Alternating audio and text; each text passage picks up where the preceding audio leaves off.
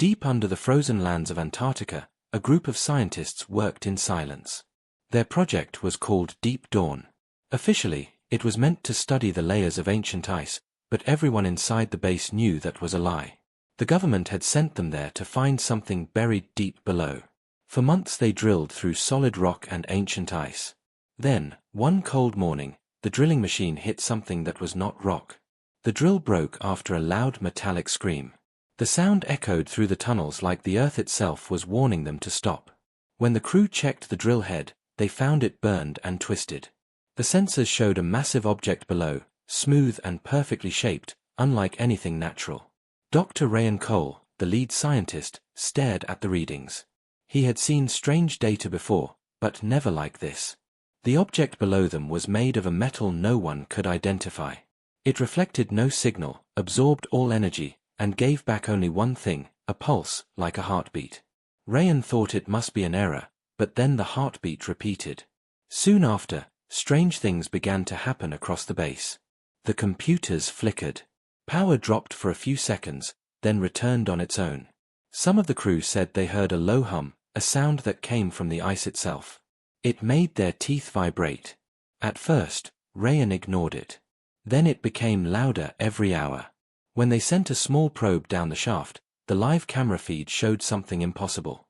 Under the ice was a huge metallic wall, smooth like glass, stretching into darkness. Symbols glowed faintly across its surface. The probe sensors recorded radio waves coming from inside the structure. They were not random. They followed a pattern, a code. Ryan and his team worked for hours to decode the signal. The message repeated again and again. It was short. Only one word appeared clearly on their screens. Awaken. No one spoke for a while. The word looked harmless, yet it felt heavy, ancient. Captain Myra, who led the security team, ordered all external communication cut immediately. Only a few trusted officers and scientists were allowed to stay in the control room. At night, when the wind screamed outside, Ryan sat alone, staring at the glowing code. Something inside him wanted to know more. The vault, as he now called it, felt alive. He decided to go down himself, against orders. He and one engineer, Paul, entered the elevator that led to the drill site. The walls of ice around them glimmered like glass as the cage lowered into darkness. When they reached the bottom, they saw it, the vault. It was bigger than any building, stretching so far that their lights could not find its edge. Its surface was black and smooth, but when Ryan moved closer, it shimmered slightly, like liquid metal. He reached out and touched it.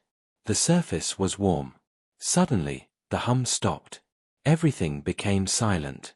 Then, a slow and deep thump echoed through the air. Another heartbeat. Paul stepped back in fear. The sensors on his wrist began to flash red. He whispered that the radiation levels were rising, but Ryan did not move. He could feel something in his head, a soft voice, like a dream.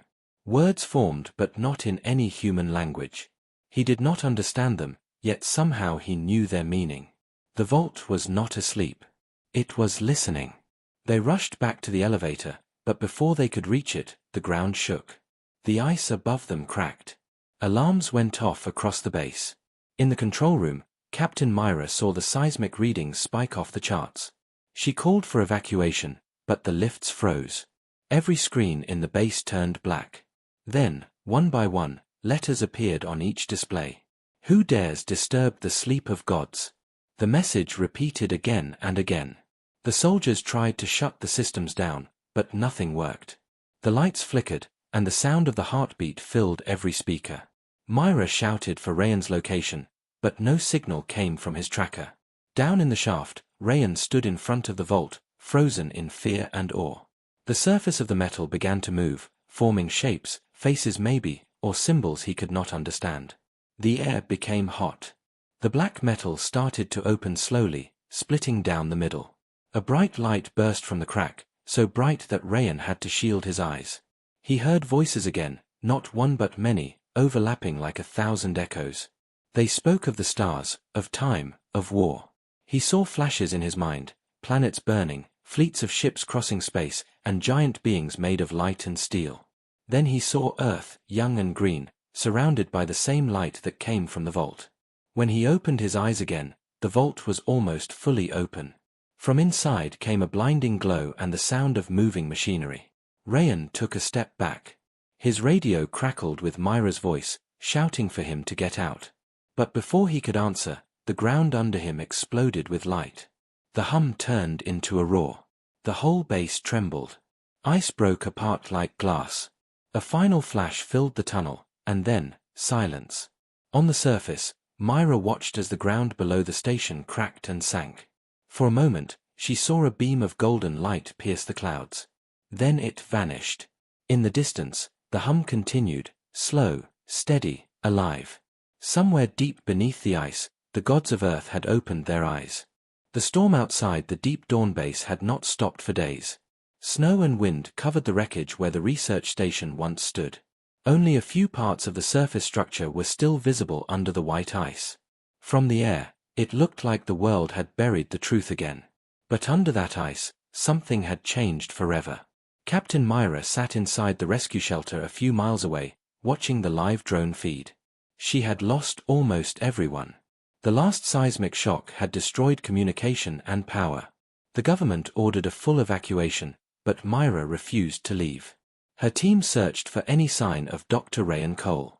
His tracking signal came back online for a short moment, then disappeared again, deep below the surface. Myra stared at the faint readings on the monitor. The signal was moving. Slowly. "Something is still alive down there," she said. Her second-in-command, Sergeant Hayes, shook his head. No one could survive that collapse. We should seal the area and wait for command." But Myra knew she could not walk away.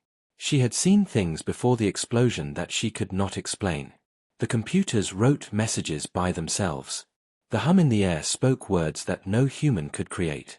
It was as if the entire base had become part of a machine.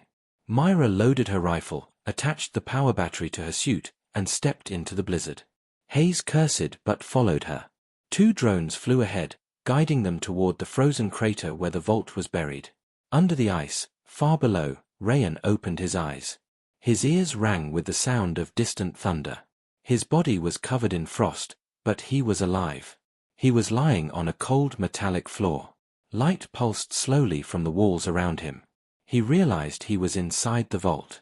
The chamber was huge, shaped like a cathedral, with pillars of metal that stretched into darkness. Strange symbols glowed softly on the walls.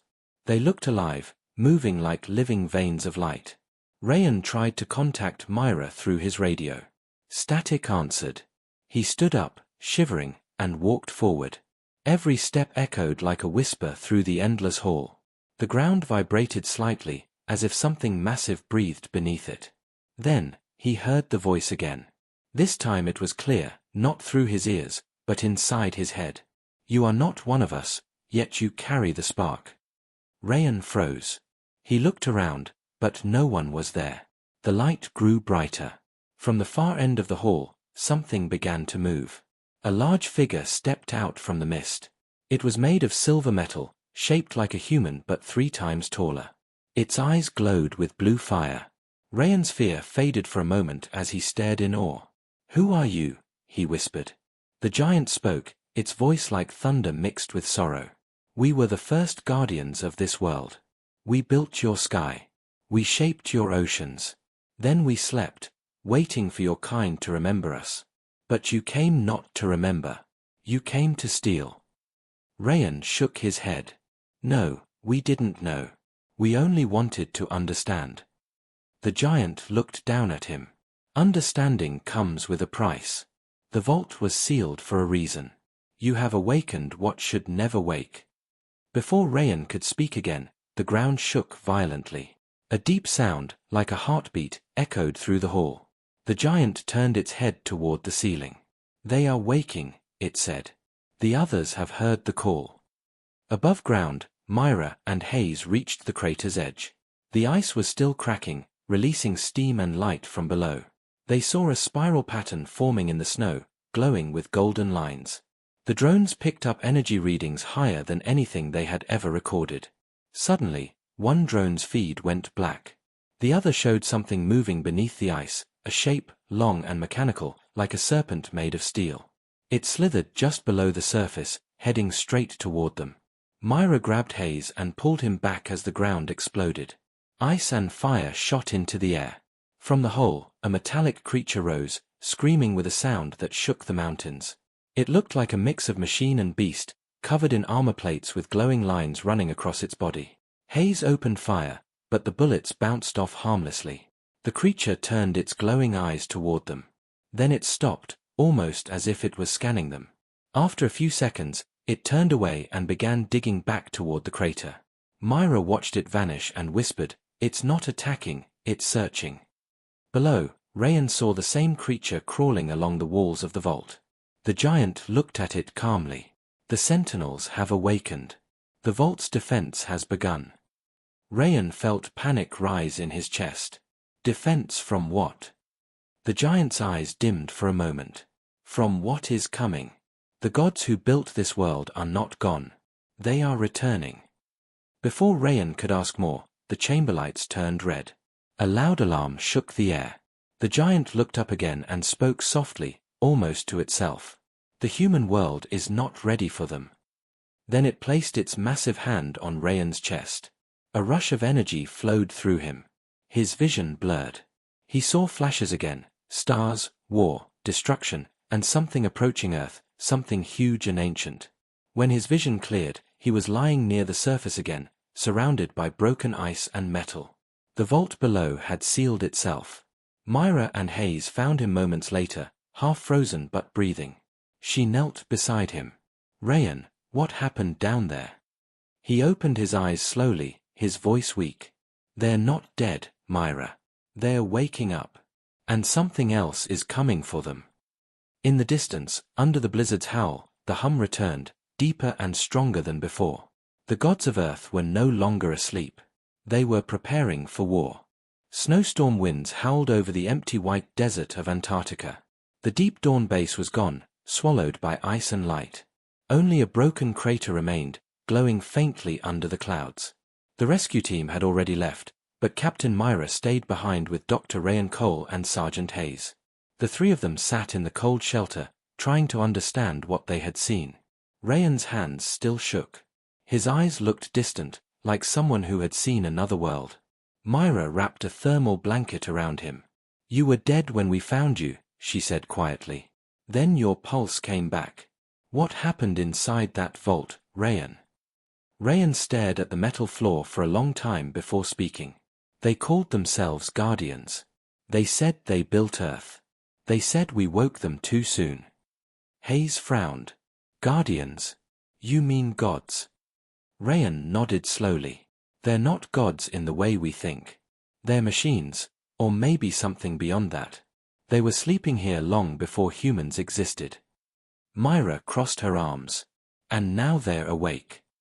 Outside, the wind screamed, but beneath the sound, a faint hum echoed again, the same hum that had haunted them before the explosion. It was deeper now, steady, like a massive engine hidden under the world. Rayan looked toward the ice.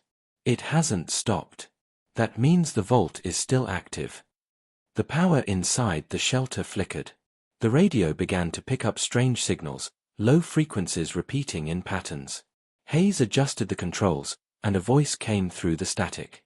"Attention, all deep field stations, global seismic activity detected, unknown energy signature spreading from Antarctica, repeat, containment protocols in effect."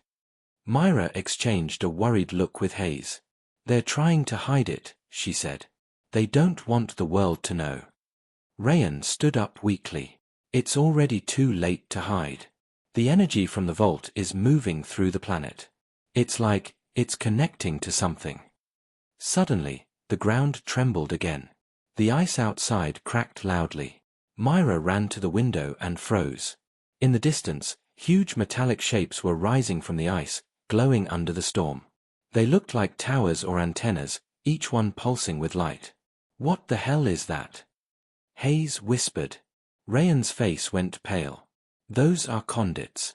The vault is waking the others." Myra grabbed her helmet.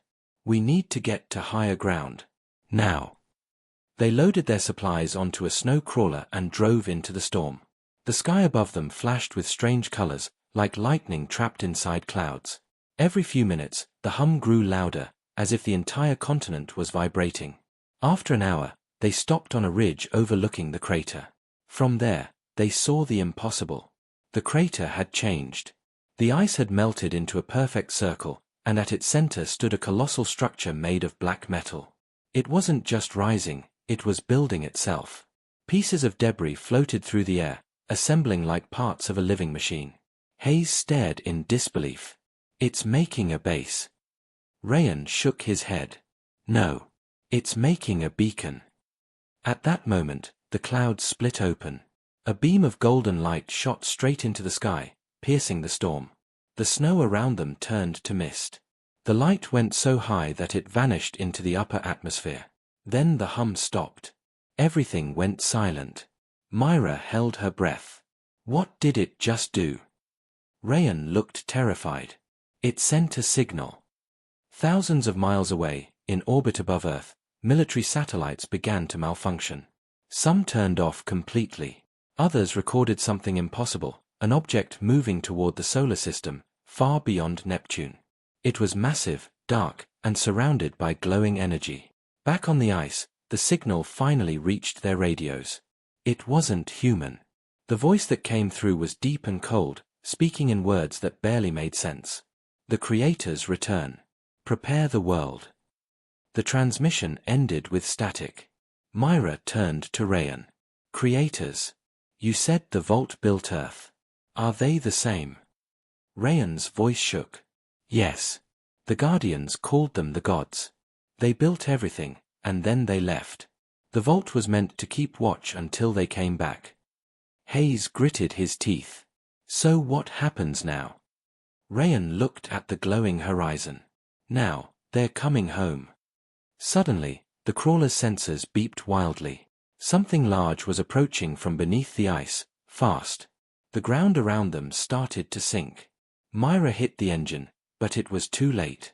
The ice beneath the vehicle cracked open, and a giant mechanical hand broke through, grabbing the crawler and tossing it aside like a toy. The three tumbled into the snow. Myra pulled Rayan up, shouting over the roar. The creature that emerged was enormous, a humanoid machine, similar to the Guardian Rayan had seen inside the vault.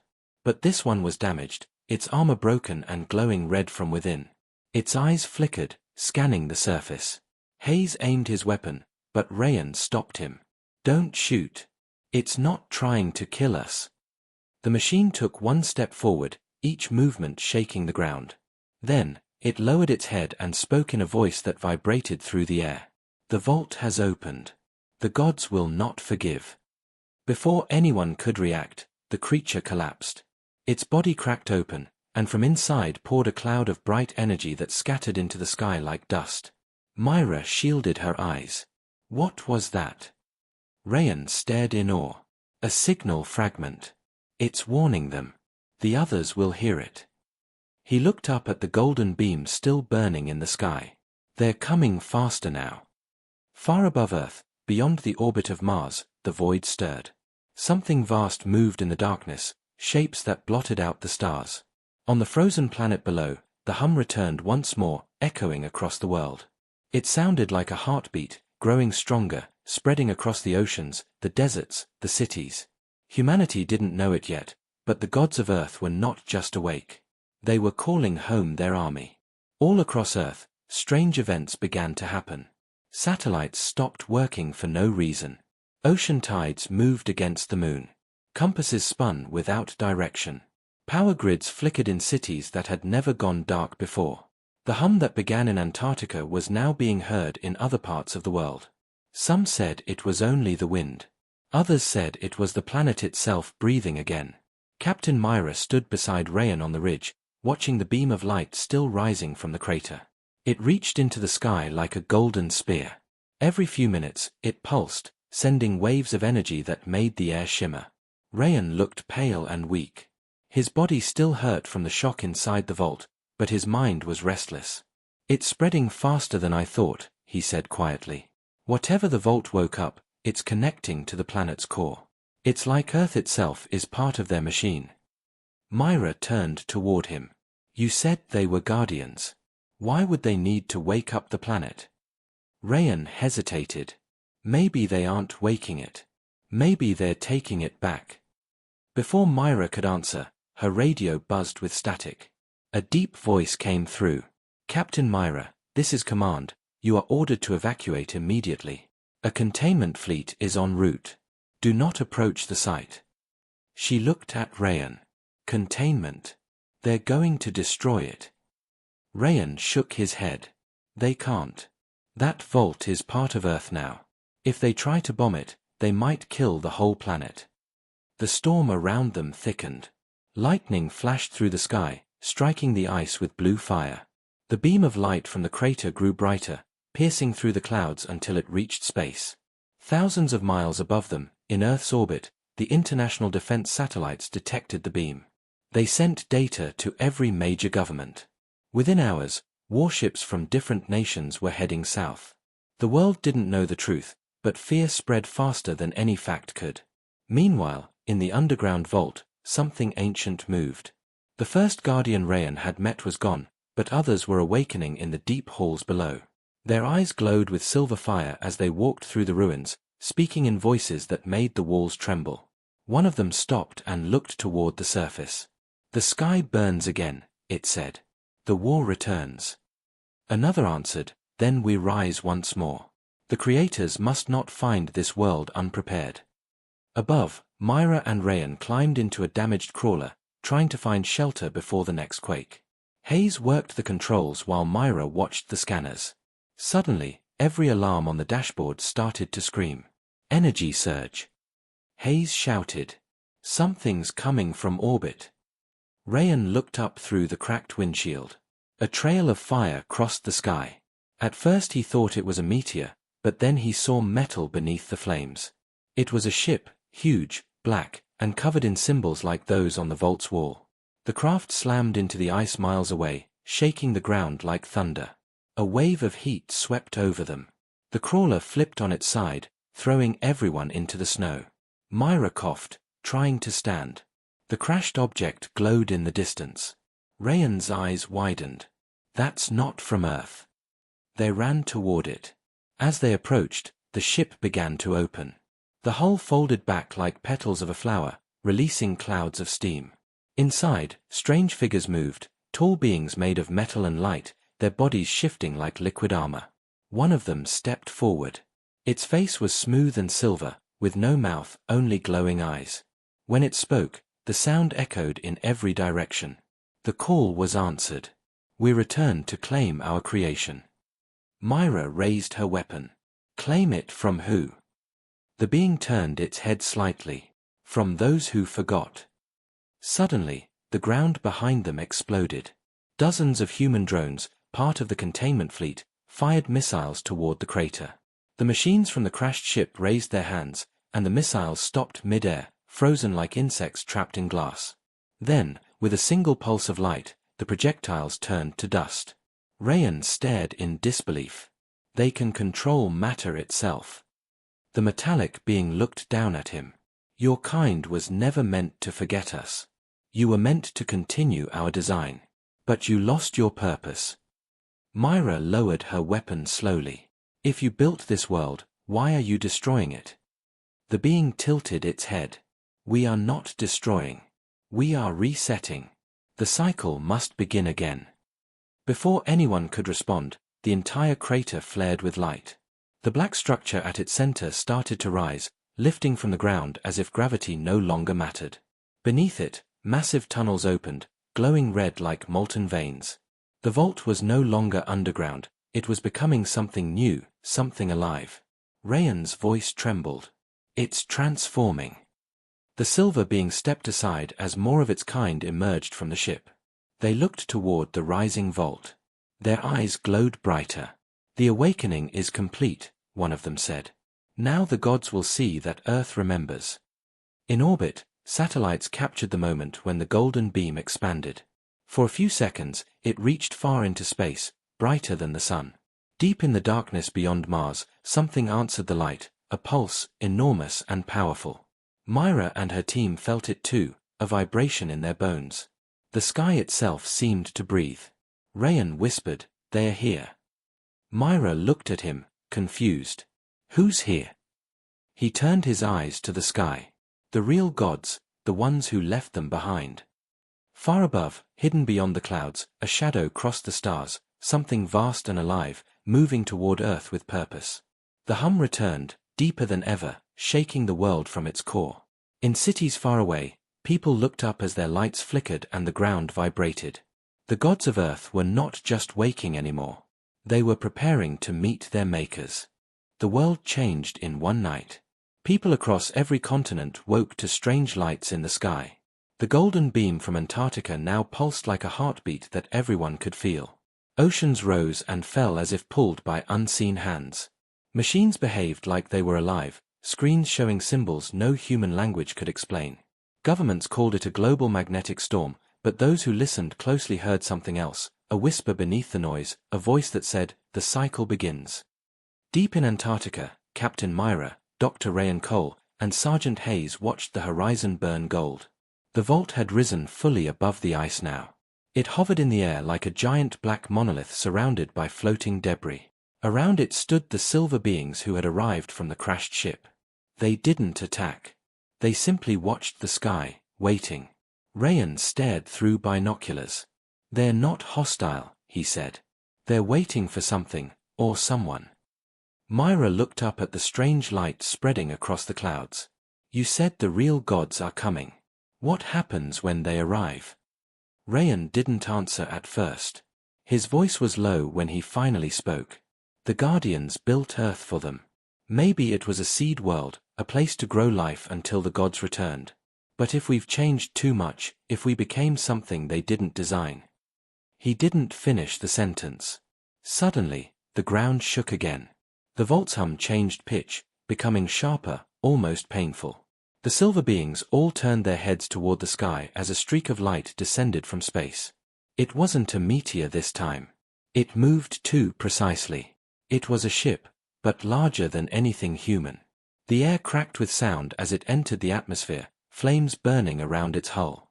When it stopped above the crater, the clouds split apart, revealing a ship so massive it blocked out the stars. It wasn't metal. It looked alive, covered in glowing veins that pulsed like blood.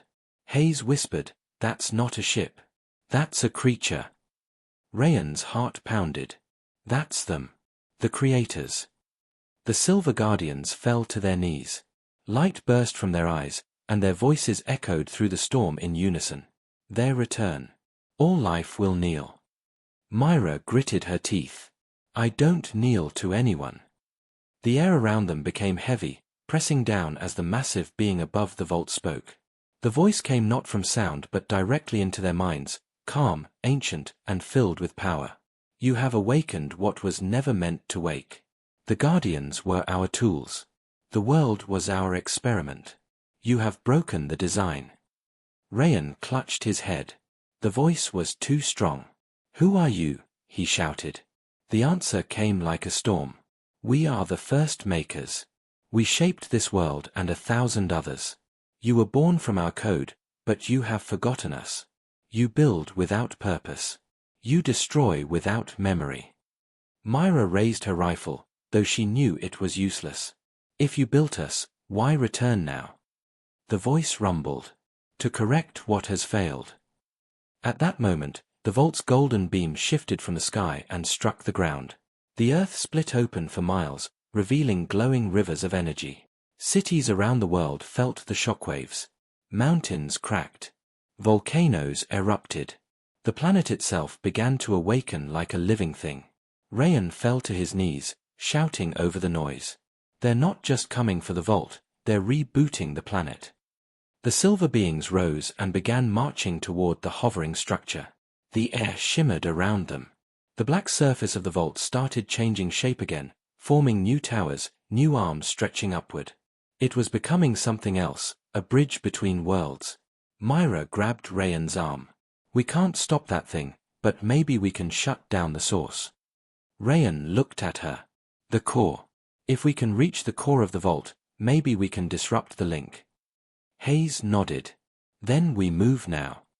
They slid down the ice ridge and ran through the storm toward the base of the vault. The heat was intense. Lightning cracked all around them. When they reached the outer shell, they saw an opening, a massive door glowing with white light. The Guardians ignored them, focused on the sky. Myra took a breath. This is suicide. Rayan looked at her with determination. Maybe. But if we don't try, humanity ends tonight. They entered the vault. Inside, everything pulsed with light and rhythm, like walking through the heart of a living being.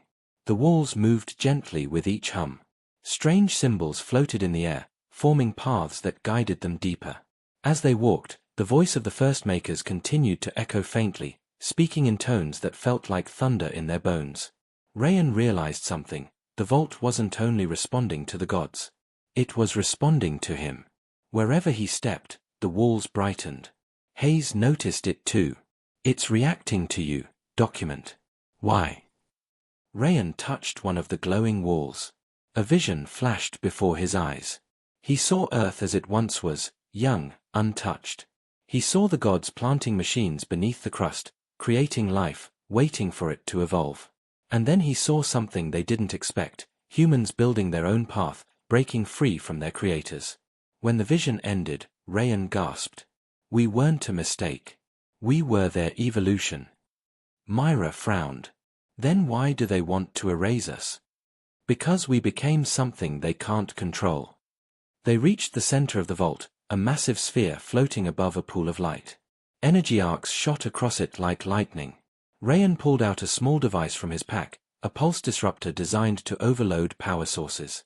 If I plant this near the core, it might cut the connection. Myra covered him while Hayes prepared the detonator. The ground shook violently again. The vault roared like a living giant. Outside, the god's ship lowered closer to the surface, its shadow covering the entire sky. Rayan planted the device. A bright spark flashed, and the hum of the vault faltered for a second. He shouted, "It's working!" Then everything went silent. A single voice spoke, not the gods this time, but the vault itself. You cannot stop the cycle, child of Earth. You carry our design. Rayan froze. The walls around him began to change, forming symbols that wrapped around his body like light. Myra shouted his name, but before she could reach him, the floor broke apart, and Rayan fell into the glowing pool. A burst of energy erupted from the vault, shaking the world. The beam of light vanished, and for the first time in days, the hum stopped. Myra looked into the blinding glow where Rayan had fallen. "Rayan!" she screamed. There was no answer. Only silence, and a faint heartbeat deep below. For the first time since the vault had opened, the world was silent. The golden beam had vanished. The hum that shook the planet was gone.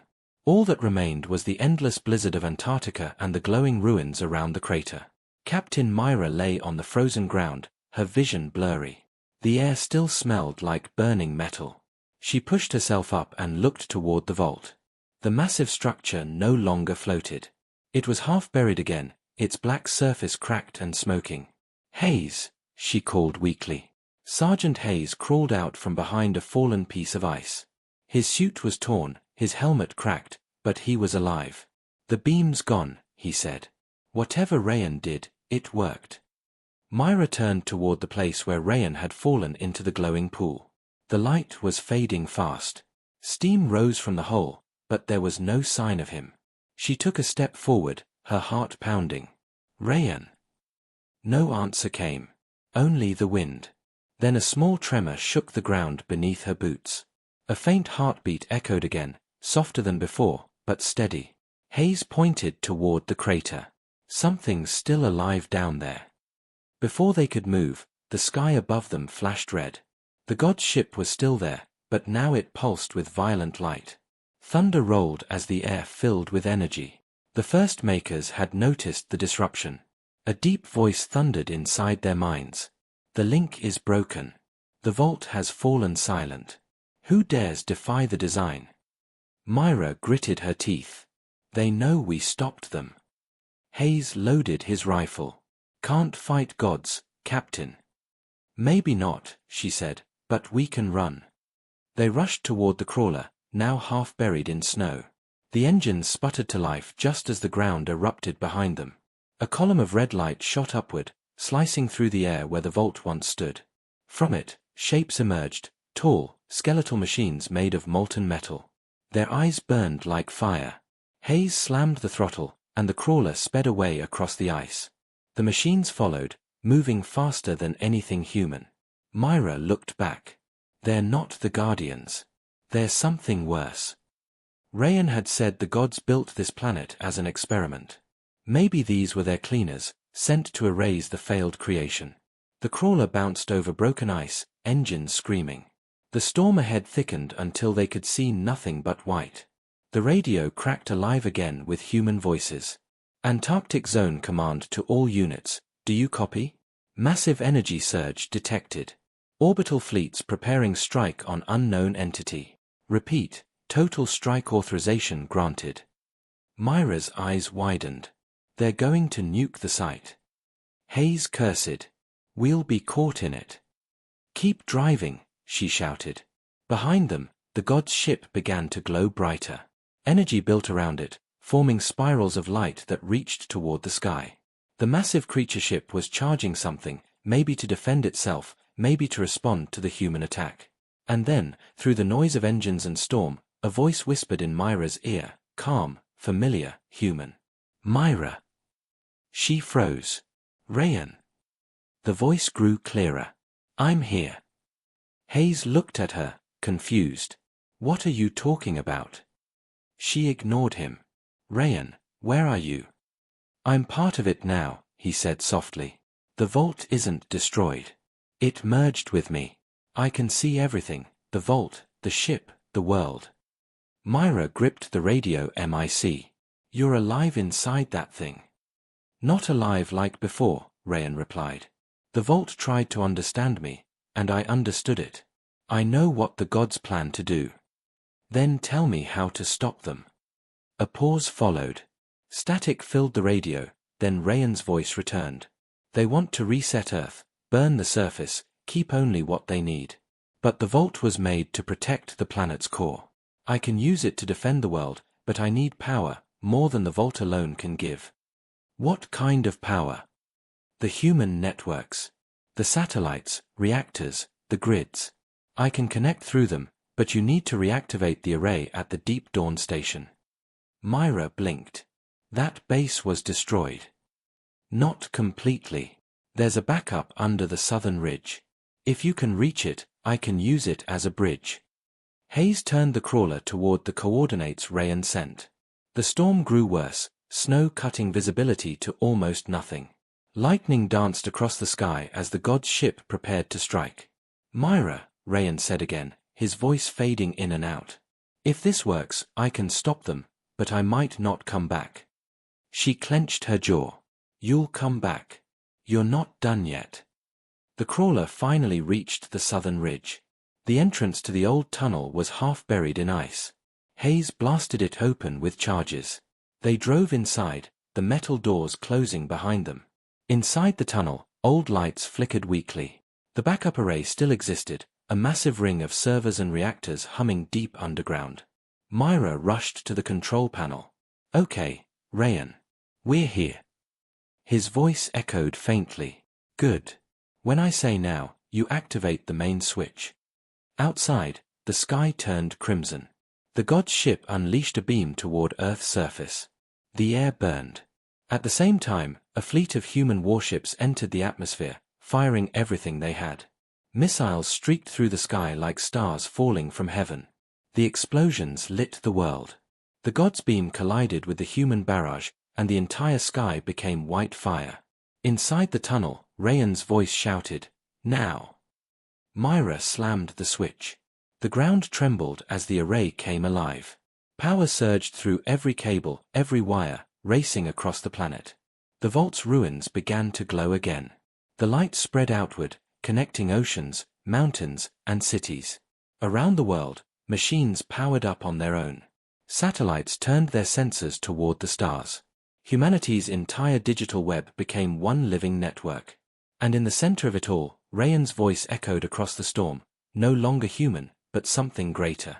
I am Earth's memory now. You wanted the world to forget. I won't let it. The vault exploded with light, shooting a beam back toward the god's ship. The sky itself screamed as the two energies collided.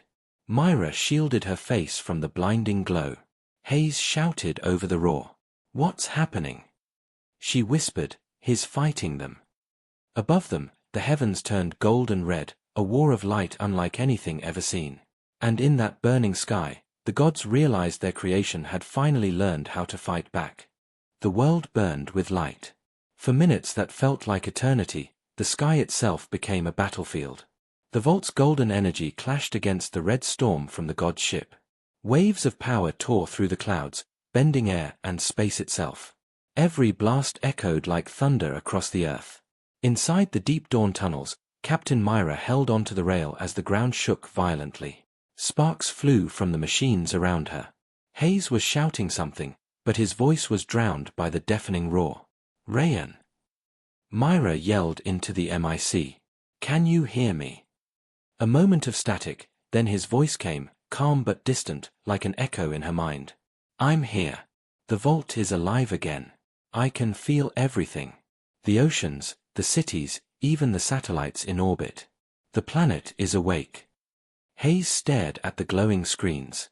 His merged with the entire network. Myra's eyes were fixed on the monitor showing the sky. "Can you stop them?" Rayan's voice grew heavier. "They're too strong. The god's ship is pulling energy directly from the sun. I can hold them for a while, but not forever." "Then what do we do?" Myra asked. "You finish what I started," he replied. "You end the connection." She frowned. "What do you mean?" "The vault's heart is still tied to the god's network. If you destroy it, they lose control, but I'll lose everything too." Myra froze. "That's suicide." "It's the only way Earth survives," Rayan said softly. "This planet needs to remember what it was before them, before the gods made it a cage." Outside, the golden beam flickered. The vault's energy began to collapse. The god's ship descended lower, its red light cutting through the clouds. Each blast of energy struck the ground, melting entire sections of ice into rivers of fire. Myra clenched her fists. "We're not leaving you behind." Rayan's voice trembled slightly, as if smiling. "You already did once. Don't make that mistake again." Suddenly, the tunnel lights went out. The only glow came from the consoles still powered by Rayan's energy. Hayes tapped the display. "Power's dropping fast. The vault's core is overheating." Then the radio screamed with static, followed by Rayan's final message. "Myra, find the control sphere. It's at the end of the chamber. When it starts pulsing red, shoot it. Don't hesitate." The line went dead. Myra turned toward Hayes. "Grab your gear. We're going back out."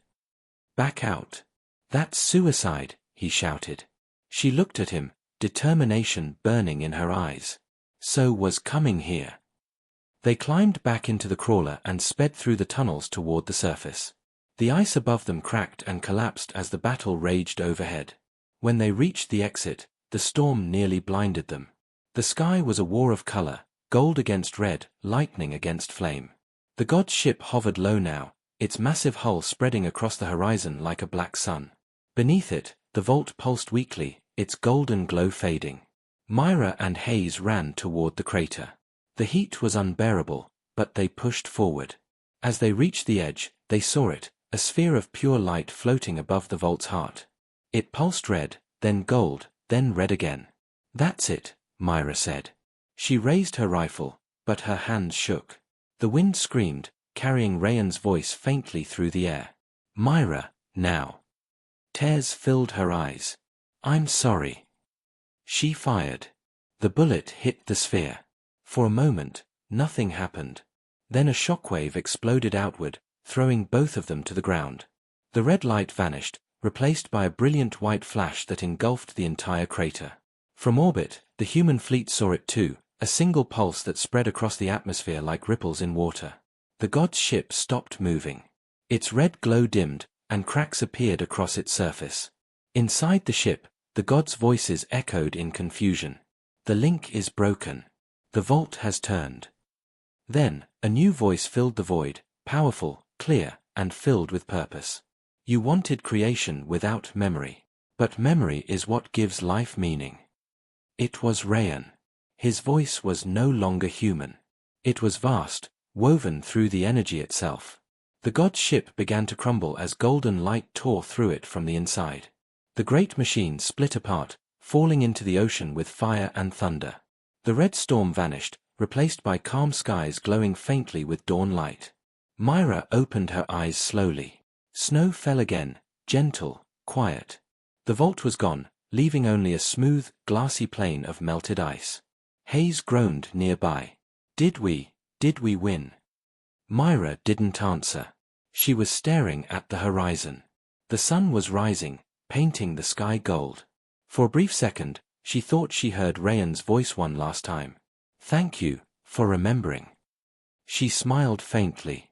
Goodbye, Ryan. The wind carried his echo away. Across the planet, strange things began to happen. Plants grew faster, the oceans calmed, and power systems reactivated themselves. The Earth seemed alive, aware. In deep space, where the god's signal had once reached, silence returned. But far beyond the stars, something vast stirred, as if the real gods, the ones even the first makers feared, had heard what happened on Earth. And they were listening. Myra looked up at the peaceful sky, unaware that the war was only beginning. Weeks passed after the vault vanished. The world began to heal. The skies cleared, the seas grew calm again, and the strange hum that once shook the earth was gone. Governments stayed silent, calling it a solar storm, but everyone knew something impossible had happened. Captain Myra was back in a hospital on the northern coast, far from the frozen south. Her body was covered in scars and burns, but she was alive. Doctors said she was lucky. No one else from the Antarctic team survived except Sergeant Hayes.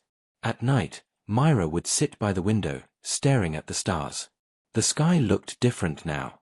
The constellations seemed brighter, almost alive.